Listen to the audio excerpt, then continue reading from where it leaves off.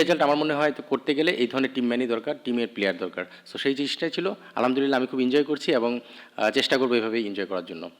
খারাপ লাগা তো আছেই, কিন্তু আপনি যদি আমার ক্যারেক্টার সম্পর্কে একটু দেখেন, আমি কিন্তু আসলে প্রফেশনাল জায়গায় কখনো আমার খারাপ লাগা বা আমার পার্সোনাল ইমোশনটাকে প্রায়োরিটি দেই না।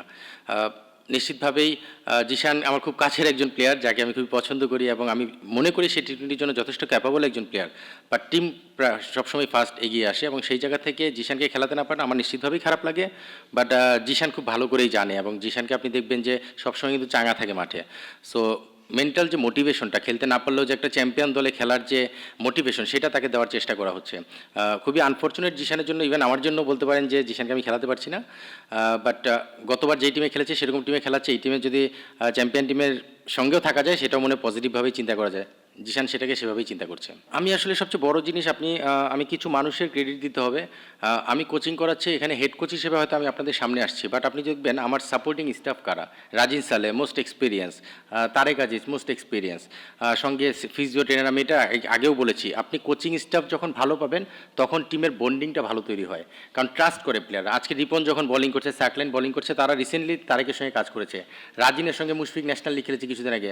মানে রাজিনের ব্যাপারে আলাদাভাবে বলার কিছু নেই। কোকো ও শিয়া বাটারের ইউনিক কম্বিনেশনে তৈরি Natura expert care body lotion স্কিনের ড্যামেজ হিল করে, ত্বক রাখে সফট ও ময়েশ্চারাইজ। লুকিয়ে আর কতদিন, বাই বাই ড্যামেজ স্কিন। এই যে কোচিং স্টাফ, এদের এই ট্রাস্টের কারণে টিমের মধ্যে একটা জেলিং বা বন্ডিং তৈরি হয়। আমার কাজটা অনেক সহজ হয়ে যায় যে হেড কোচ হিসেবে। তখন আমার কাজ থাকে পুরো টিমটাকে এক করার জন্য, যেভাবে কোঅর্ডিনেট করা।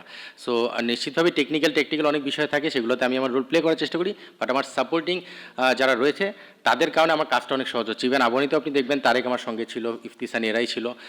ইভেন টিম বয়দের কথা বলতে হবে, এই 4জন টিম বয় আমার আবহানিতেও ছিল। সো ওই যে ট্রাস্টের জায়গা থেকে আই কন্ট্যাক্ট, চোখের ভাষা বোঝা, সো এই প্রতিটা জিনিস এই ম্যানেজমেন্টের সঙ্গে আমার সেটা তৈরি হয়েছে। আর প্লেয়াররা আপনারা দেখেছেন, প্রতিটা প্লেয়ার কিন্তু প্রমিজিভ এবং ডেডিকেটেড। অনেক সময় আমরা কিন্তু বিভিন্ন প্লেয়ার নিয়ে বিভিন্ন রকম সাইড টক শুনি বা কথা বলি। এই টিমে আপনি অন্তত এই ধরনের ফিঙ্গার উঠিয়ে কারোর দিকে কথা বলার মতো সুযোগ মনে হয় পাবেন না, বিকজ টিম রেজাল্ট আমার মনে হয় তো করতে গেলে এই ধরনের টিম ম্যানই দরকার, টিমের প্লেয়ার দরকার। সো সেই জিনিসটাই ছিল। আলহামদুলিল্লাহ আমি খুব এনজয় করছি এবং চেষ্টা করবো এভাবেই এনজয় করার জন্য। আসলে আজকে সকালে এসেছে, টিম মিটিং অ্যাটেন্ড করেছে, রেস্ট নিয়েছে, তারপর মাঠে এসেছে। খুব বেশি সে অ্যাটাচমেন্টের সুযোগ হয়তো পায়নি। বাট আপনি একটা মজা করে আমরা আজকে বলছিলাম, যখন ফারহান আর তামিম ব্যাটিংয়ে নামলো, জিশান এসে উইলিয়ামসনের পাশেই বসেছে, তখন শান্ত বলছে কিরে তার পাশে যেই বসছিস, ঘটনা কি জিজ্ঞেস করবি। সো এই ধরনের ফান মজা আমাদের হয়। তবে হ্যাঁ, এই ধরনের লেজেন্ড প্লেয়ার যখন ডাগ আউটে থাকে তাদের কাছ থেকে অনেক কিছু কেয়ারিংয়ের সুযোগ থাকে। আর একটু বেশি সময় পেলে ভালো হতো, হয়তো ট্রেনিং সেশনগুলোতে থাকলে হয়তো আর একটু বেশি ডিসকাস করতে পারতো। বাট স্টিল সে যখন টিম মিটিং আজকে দুটো কথা বলেছে, তারপরে নিশাম যখন টিম মিটিংয়ে কথা বলে, আমাদের প্রতিটা প্লেয়ারের জন্য সেটা কিন্তু একটা মোটিভেশনাল স্পিচ। সো আমার মনে হয় যে প্লেয়াররা সেখান থেকে অনেক কিছু শিখছে। আর ইন্ডিভিজুয়াল শেখার বা জানার সময়টা খুব বেশি পাচ্ছে না, বাট নিশ্চিতভাবেই তার ড্রেসিং রুম শেয়ারিংয়ের মাধ্যমে আরও কিছু শেখার বা ভবিষ্যতে আরও কাজে লাগানোর সুযোগ থাকবে।